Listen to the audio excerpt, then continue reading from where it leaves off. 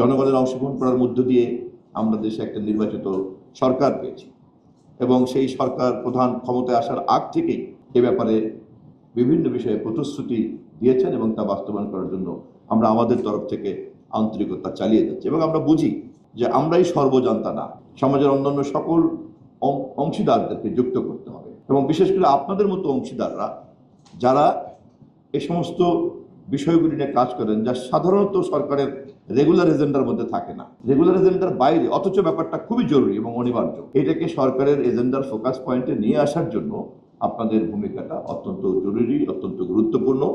আমি সেই কারণে ধন্যবাদ জানাই আপনাদেরকে। কারণ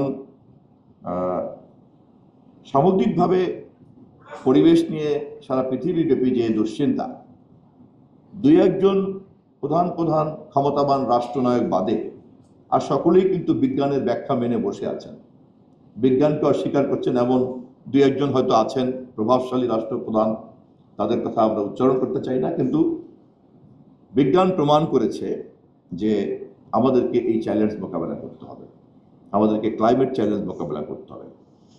বিজ্ঞান এখনো পর্যন্ত পৃথিবীর বাইরে এমন কোনো গ্রহ আবিষ্কার করতে পারেনি যেখানে সমস্যা হলে পরে আমরা সবাই মিলে সেই গ্রহে চলে যাব। বিজ্ঞান এতটা শক্তিশালী এখনো হয়নি। অতএব আমাদের জন্য কিন্তু পথ একটাই খোলা আছে, এই গ্রহকে বাসযোগ্য করতে হবে, বাসযোগ্য রাখতে হবে।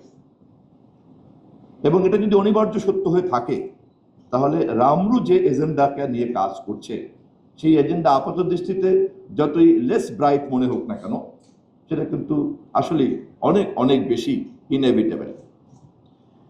আমি এই ওয়ার্কশপ এই বিষয়ে কর্মকাণ্ডের ক্ষেত্রে একটা গুণগত উল্লঙ্ঘন ঘটাবে এই প্রত্যাশা ব্যক্ত করে বক্তব্য শেষ করছি।